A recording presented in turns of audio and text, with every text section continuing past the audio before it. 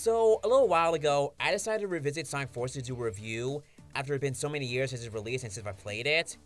What do I still think of it after so many years? Yeah, still not a fan.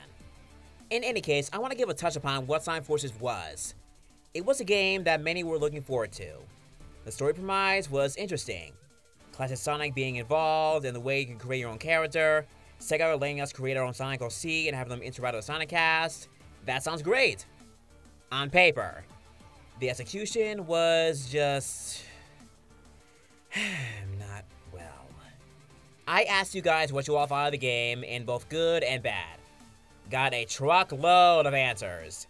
Let me get the good that you and I agree on out of the way, cause it's the smallest amount. Which is sad. For a Sonic game. The music was good.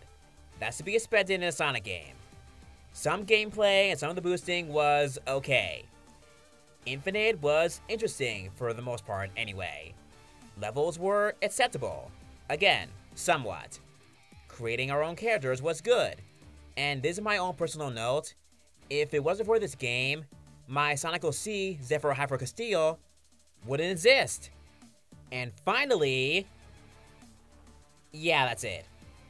Now we move on to... oh, the big bad list. Oh, this list is long. Because we all had the same amount of complaints.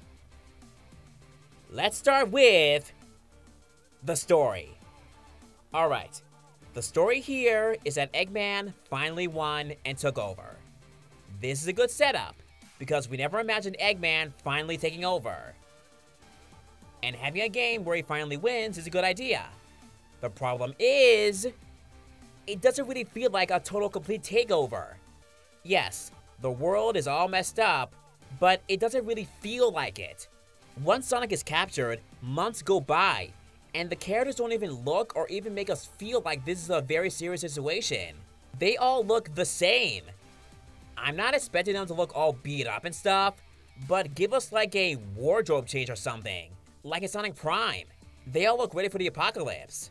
It kind of feels like this is all happening within a week. And this brings us to the few things that I decided to combine, and that's the writing and the characters. The writing for the characters, they try to make it sound so serious when it's not. Also, these guys, all of whom who are capable of taking down Eggman or taking them on by himself, can't handle him. They need Sonic? They are really that powerless? No. You, and especially you, are capable of taking him on without Sonic. And then Sonic. Oh, Sonic. Okay. So, after he was captured by Eggman, he was held captive for months and was tortured by him and his goons the entire time up in Eggman's space prison. Now, fun fact, the torture part that I once said was just added in the English script to make it sound dark. Same with saying that Tails lost it. Oh, we'll get to him soon. But even then, Sonic was held prisoner, alive, captive, for months, in space, alone. But when we go to see him, is he weak? Is he tired? Is he worried for everyone else? Nope, he looks fine.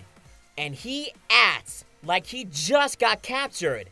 And then, when he confronts Infinite, he acts so unserious. I know he's always had an ego and stuff, but the entire time he spoke, oh my goodness, he just didn't take any of this seriously in a game that has the entire world taken over. If you're captured for months in a cell alone in deep, dark, cold space, you would not act like this. If they let Sonic show some self-doubt and hurt, this would be a great moment for the Sonic OC, who was also very scared and stuff in the beginning, to help him, his hero, rise back up to the challenge. But nope. Oh, can't forget about Classic Sonic. Well, actually, I can, because he didn't need to be here. Literally, all of us agree. He had no reason to be there other than tying in Mania because of the Phantom Ruby. But he has zero relevance to the plot. He just shows up, that's it, and he just there. All the missions that he did, anyone else from the cast could have done it. Like literally cut him from the game and nothing would change. Plus, Sonic just has one interaction with him, that's it. He doesn't even question it either. And no, I'm not bringing up the whole other dimension thing because I'll just go on and on. And now, for the biggest destruction of character of them all, Tails! Why, Tails, why did it write you like this? Oh my goodness. Tails has been my favorite character in the series for the longest time. I see myself in him. And when I saw this, I just couldn't believe it. Sonic, help me! No. No, no. This was not the Tails I knew. He would not hide and yell for Sonic to help him against Chaos. He's fought things way bigger than that. Also, him yelling for Sonic to help him, which doesn't make sense, because at the time, he thought Sonic wasn't even alive. Did he expect the ghost of Sonic to help him? Oh my goodness. You see, in the recent games of the Forces, they have been writing Tails to be just the sidekick. Always on the sidelines, always relying on Sonic so much. And that's how he is in this game. Too reliant on Sonic. Even on classic Sonic. They addressed this issue with Sonic Frontiers, so I thank them for that. Next is baiting us.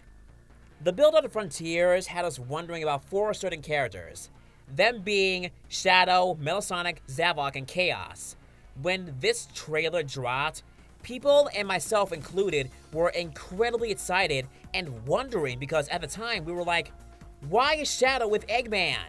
Why is Zavok helping? How is Chaos here?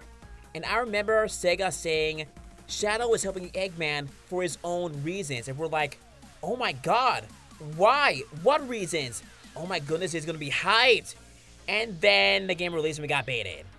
Turns out, these aren't really the 4 characters, just illusions created by the Phantom Ruby. It's actually explained in the comments, by the way, why they had a fake Metal Sonic, because the real one was being upgraded to Neo Metal. Thank you for that, by the way, thank you. But the worst thing is, we don't get to fight the fake Chaos or the fake Shadow. Only Zavok and Metal Sonic. Yeah, that scene with Chaos? Nope, no boss. That scene with Shadow? Nope. They baited us and that was not cool. Next topic. Where was Shadow? In the game's DLC story, it explained how Infinite came to be. All because of Shadow and then Infinite's overreaction. So after Shadow got trapped in the illusion, that's when Infinite went to face off against Sonic. But then, what happened to him? Was he in there for all those months? How'd he get free? Did the illusion wear off eventually? Why didn't Rouge question his whereabouts or say anything about him? And if he got free, where has he been all this time? Also, who fits Omega? Next are OCs. I know many of us love the OC creator, and it does give us a variety, but it really makes us look very stand out-ish, which can be good and can be bad. Like, here in the army scene, you can clearly tell who's the main cast and who's not. But I think more customization options would have been nice. Next, Infinite. He had so much potential to be good. He had a good voice, the same voice as, Zaz. You can all go home now! I won! Great design, great music, but the boss battle should have been way better. And his final boss, after we defeat him, the way he just disappears is weird. They say right now Infinite is gone. He's gone forever. But to the audience back then, it's hard to say that because we just see him fly away. That's it. What the heck? Up next, the levels in the game itself. It's just way too fast and easy. So I had no trouble beating this game. Many, and I mean many, beat the game in a day. I'm not even kidding. I had college and work so I couldn't do it all in a day, but I beat it in 3 days. Yeah, this isn't a joke or a reference to the game. The levels with Classic Sonic, yeah, I'm not gonna talk about those levels. Unneeded. Sonic's boost levels can be okay, but the enemies are so easy to beat. Some don't even do anything near you. The Sonic Seas levels can be cool, but again, too easy. Also, they say we do a lot of things when we're just really just running around. I just don't get it. Those fist bumping levels, oh my goodness. Really? Really? That one level in cyberspace where it's supposed to be unescapable? Yeah, we got out super fast. Cutscenes. Some cutscenes are super short and don't even feel like they needed to be one. Knuckles as a leader. Okay, I don't mind him being a leader, but he needs to plan better. Literally, he thought one plan in a minute and a half.